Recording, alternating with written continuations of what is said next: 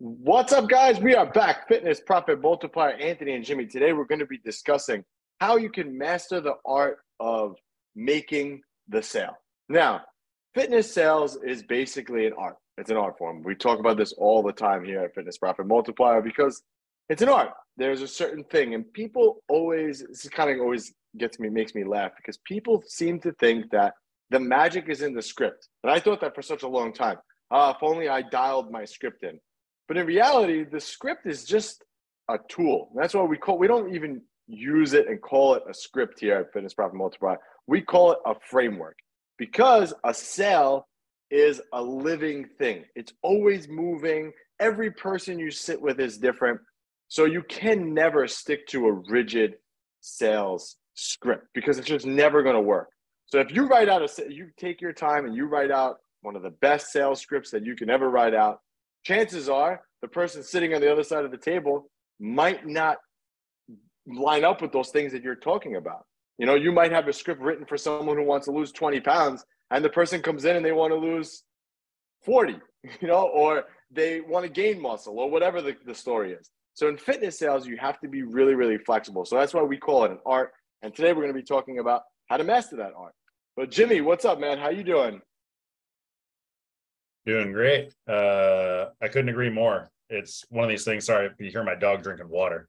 So it's one of these things that mastering that process and making sure that everything's lined up to be a chameleon, right? When we talk about sales, you're really a chameleon, especially fitness sales, because it's not like you have one product that you're selling. You're not doing door-to-door solar. You're not doing pest control, right? Like all of these things are kind of the same. And even though we're offering the same type of service to all these individuals, they have to feel as if we are customizing it in a way to them, or that they are individual, they are unique, and they are special. Even though the widget is still the same for every individual. But in fitness sales, people are very much rooted to their identity and what it means for them to be unique. So like Anthony was saying, some people will come in, they want to gain muscle. They just want to feel like they're in less pain. They want more strength. They want to get off their medications. They want a healthier life. They want more confidence, right? They want to lose weight. And those all could be their goals, or maybe only one of them is their goal. So if you're talking to an individual that has bone density concerns and you talk to them about how they're going to lose weight in your program, it's a mismatch, even though we know that both of those things are going to happen. So you have to be able to chameleon yourself throughout the discovery component of the sale to really get through to what that individual is looking for.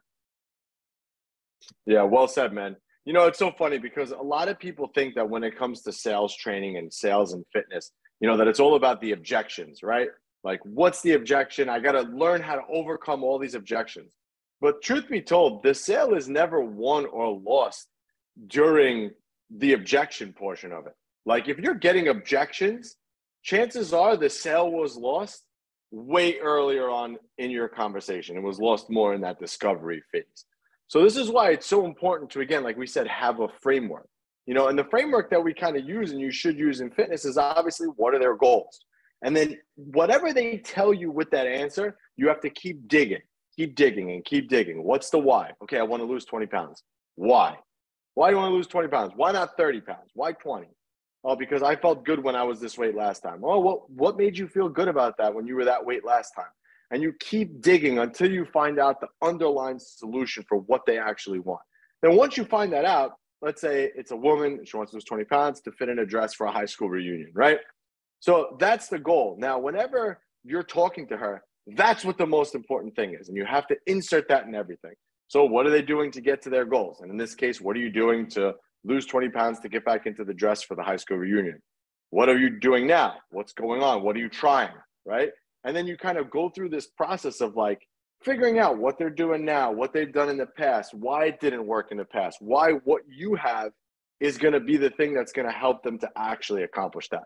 But again, if you have a strict script that you follow, there's going to be a lot of inconsistencies in what you're saying. Like Jimmy said too, if you're talking about fat loss and this person wants to get, bone density, like they said, maybe the doctor told them or whatever, there's a huge disconnect there. And the person's going to say, well, they're not listening to me. This salesperson's not listening to me at all. I don't know if this is the place for me.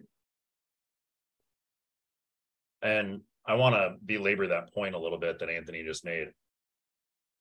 Not listening to me is the big thing, right? They need to feel like they're being heard and their goals are important to you, that their journey is important to you, and you're there to help them. So it's more about you actively listening to what they're saying and being able to repeat back to them why this mechanism that you use, your unique selling proposition, is going to help them achieve whatever the goal is that they have. So it's not about we do this, this is how we do it, we're the best. It's, Mrs. Jones, I totally hear where you're coming from. I totally understand what's going on with you. Why do you feel like this is important now?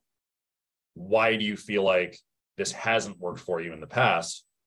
And on top of the questioning of the why, so you get to the point of the why it's important to them, then you dig deeper and you get to the why they haven't been successful.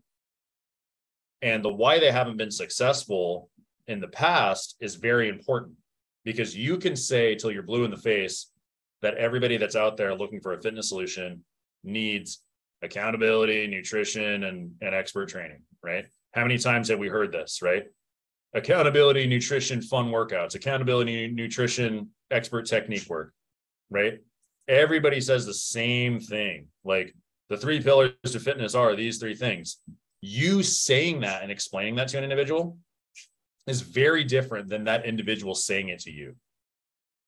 So your goal is to get them to admit to you that they need help from their own words in their own way, not you saying, we're here to keep you accountable. It's not as powerful as them saying it, because when you say it, it's just in one ear, out the other. They glaze over. You just say it. They're like, yeah, I've heard this all over and over again. Getting them to speak about their specific struggles helps you to get across the buying line, because now they've admitted to the problem. So the discovery is huge. So when we look at discovery, like Anthony said, it's not a script. It's a framework that you chameleon around to fit that person's need. 1. 2, you dig deeper into their why. Then, once you've dug deep enough into their why, you look at what they've done in the past, what they're doing now, and why they think it's not working for them. If you do this right, you can predict the answers they're going to give you. So, but you, in a structured fashion, you get to those answers and you get to those things and get them to say it. You get them to say, I need accountability. I don't know what to do. I'm not doing it on my own because I'm lazy and I need somebody to motivate me. And then you eventually get to, why is this important? Why now? What value does it bring? How do you imagine you would feel? And 9 times out of 10, if you ask these questions right, they say, I will have more energy at the other end of this once I do this, and I will have more confidence in myself. So if you get them to say, I need accountability, basically in some sort of way, and then get them to say, I'm going to be more confident and have more energy, 9 times out of 10, you get them to say those things and really convince themselves of it, you've closed the deal without having to deal with objections. Yeah, one thing I'm going to touch on there really quick, a lot of guys in fitness, and we have a lot of gyms that are on our sales calls that we do sales training with. And one of the things that a lot of people do is they try to repeat. Like Jimmy said, like everybody knows it's all about the program. It's about the accountability. It's about this. It's about that. But remember, Mrs. Jones doesn't care what modality she's using to get in shape. And using my example before, the 20 pounds to get into the dress for a high school reunion, right? She doesn't care how she gets there. All she wants is the result. So if you mention accountability, like Jimmy said, so let's say you heard this and you're going to say, okay, I'm going to say that next time I'm with somebody, and you say accountability, that might not even resonate with her. She might not even say like, oh, that's not what, that might not be what she needs, right? That's going to be what she gets. It's a byproduct of what happens.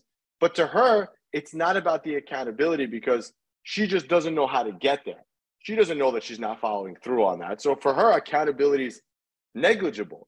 But if I talk to her about nutrition and she knows she needs help with nutrition, like she said, like, oh, I don't know what I'm doing diet-wise. And now I talk to her about nutrition, the nutrition is going to walk me closer to closing the sale than talking about just accountability because I have it. Because the accountability to her is irrelevant. So you guys got to, and this is why mastering sales is an art. It's not just, okay, I follow the script and I close the deal. No, it's an art because you have to be able to hear what the people are saying and respond back with what they need. That's the key, is what they need. And that is going to be different for everybody. And this is the problem with fitness, is that the problem with fitness is there's so many different ways to skin a cat. So your competition, I talked about this before, your competition, Orange Theory, Peloton, keto diet, all these fad diets that are out there, carnivore, supplements, all these other things you're competing with. Ozempic, now it's a new one, right? You're competing with Ozempic, right? Those things are all your competition because there's so many different ways to get people in shape. And all these different ways are going to work, but you have to find the way that's going to resonate with what the person's saying to you. So if Mrs. Jones says, I can never do a low carb diet, and you start talking about how your program is all low carb, there's a disconnect there. You have to talk to her about how you're going to help her get into the best shape ever by monitoring her nutrition and all these other things. So that's what I'm saying. It's an art. This is an art. This is not something you slap together on paper, give it to your staff and say, okay, here, go make sales. It doesn't work like that. At least if you don't want a successful gym. If you want a mediocre gym where you have 50 to 70 clients and you're making about 20 grand a month, not in profit, just 20 grand a month top line, not including your rent, not including what you're paying everybody, then keep doing what you're doing. But if you want to grow and you're bringing to the point where you're bringing home $20,000 a month after all that stuff is paid for, then you need to learn how to master the art of sales. Couldn't agree more. All right, guys. And if you want help with any of that, if you want to jump on one of our sales call with us, just click the link below and book your diagnostics call with us. We can hop on the phone and see how we can help you. But until next time, Anthony and Jimmy, Fitness Profit Multiplier, we are out.